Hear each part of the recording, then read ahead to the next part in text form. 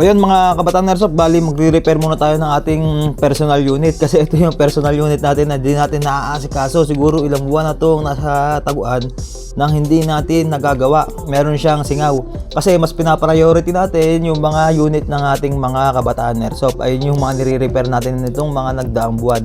Ito, di natin naaasikaso. May singaw to, huling check ko eh. Tapos kasabay ng pag-repair natin sa kanya ay papalakasin natin siya ng bahagya. Kasi kakabitan natin siya ng long barrel. Papalitan natin yung kanyang internal barrel. Ito yung ipapalit natin. Ayan. Bali, ito na yung barrel na ipapalit natin sa kanya. Stainless siya. Tapos, dahil mahaba siya, lalawit siya, meron na rin niyang kasamang silencer kapag kinabit natin. Ito yung barrel na ipapalit natin sa kanya. Check natin kung gaano ba kalakas yung maidadagdag sa FPS niya kapag nilagyan natin ng long internal barrel to, yung ating W80 Rex. Ayan, kargahan natin siya ng gas. Pag kinargahan natin ng gas, lagi na lang nakataob yung dalawa na yan, yung magazine tsaka green gas. Kaya kung maririnig nyo, sumisingaw siya. Medyo mahina lang yung tunog niya, kaya mahirap marinig dito sa ating camera. Pero may singaw siya. Baklasin natin. Sa pagbabaklas sa kanya, una lang natin tatanggalin yung green gas. Kaya pindutin lang natin yung output valve. Tapos wag nyo itututok sa mukha nyo to pagka i-release nyo kasi bumubuga yan. Ayan, bumubuga siya, kaya kailangan wag yung tututo kasi sasabog sa mukha niya yan. Tapos tanggalin natin to yung kanyang base pad. Ayan, pagkatanggal ng base pad natin, dahil dito nga yung singaw niya, na-check ko na sa tubig to eh. Sa o-ring ng base pad yung singaw niya. Kaya tanggalin natin yung tornilyo niya.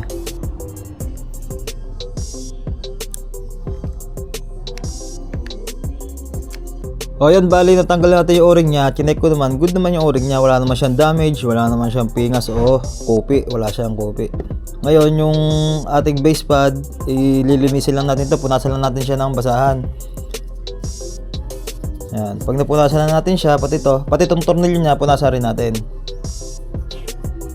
Ngayon, pag napunasan na natin, ayan, kuha tayong green gas. Ayan, medyo magulo lang kasi nagbuo tayo kanina ng double bell BSR-10. Tapos dumating yung mga kabataan Airsoft natin, mga nagsipagbili ng BBs, green gas. Sakto, naabutan ako sa bahay. 4 sila nagpunta dito. 4 na magkakaibang tao. Sabay-sabay nagsipag-message. Ayun na nga, balik na tayo. Bali, spray natin to ng silicone lube, yung o-ring. Yan. Babad na natin kahit na mga 1 minuto.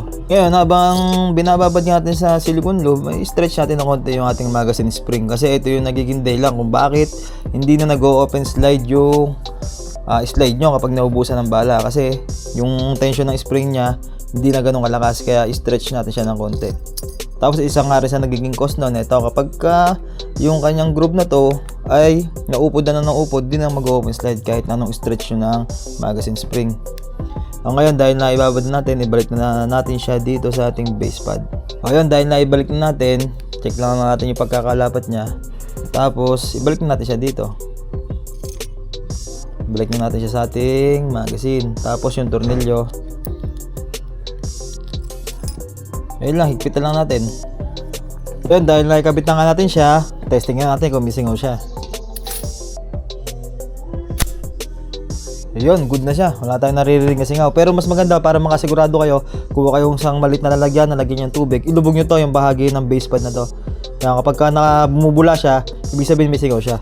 Pero ito, wala naman tayong naririnig. Isa rin sa indikasyon yan, yung maririnig kayong gano'n tunog.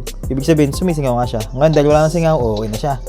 Ngayon, i-chrono test muna natin siya para makakita natin siya kung gaano siya kalakas kapag ka-stack pa yung barrel niya. Yan, 10 putok lang. 323.1, ganyan na siya kalakas kapag ka-stack yung kanyang barrel. So yun, buksan na natin ang ating long barrel.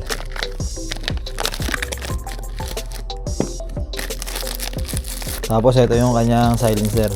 Yung silencer niya, gawa yan sa metal. Tapos medyo magaan lang siya, parang gawa lang siya sa aluminum. Yan, ipapasok natin to dito. Kasi kapag kinabit natin to dito, ayan, mahaba siya, ganyan siya. Kaya kailangan may silencer ka talaga.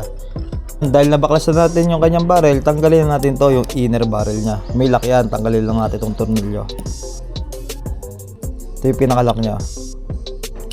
Yan, tapos ito yung half-up chamber niya, tanggalin natin yung tornilyo niyan para matanggal natin itong kanyang inner barrel na gawa sa tanso. Bali, nabuo na natin, ikabit na natin siya sa ating half-up chamber. Yan, ngayon kabit naman natin siya dito sa ating outer barrel. Tapos ikabit natin yung lock. O yan, bali buuin na natin. Yan o. Mas lalong pumogi yung W80 Rex dahil sa extended barrel kaka silencer. Yan magiging tsura niya. Ngayon testing natin kung talagang nag-improve ba yung kanyang lakas. Ngayon i-chrono test natin. Tingnan natin kung nagbago ba yung lakas niya. Kanina 323 FPS siya. Ngayon tingnan natin kung ilang FPS na siya.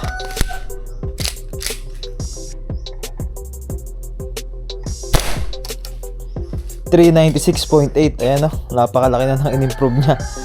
Kanina 323 lang siya, ngayon 396.8 na siya.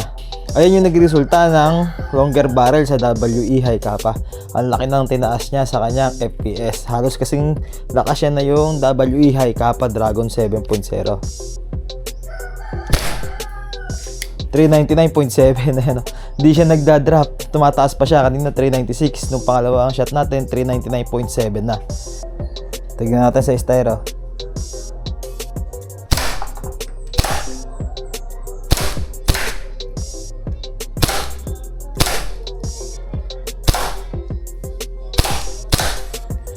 Lakas. Yun, nabos ang bala. Okay na siya, malumakas na talaga siya. Laki nang in-improve niya sa FPS niya. Ang Kabataan Airsoft, titignan naman natin siya kung tatama dun sa saging na yun, kung maitatama natin siya. Tingnan natin kung maganda ba yung accuracy niya. Dahil nga pinalitan na natin yung kanyang barrel, sigurado may mababago dito. Tapos konting adjustment lang naman sa hop-up yun. Tingnan natin kung maganda pa rin.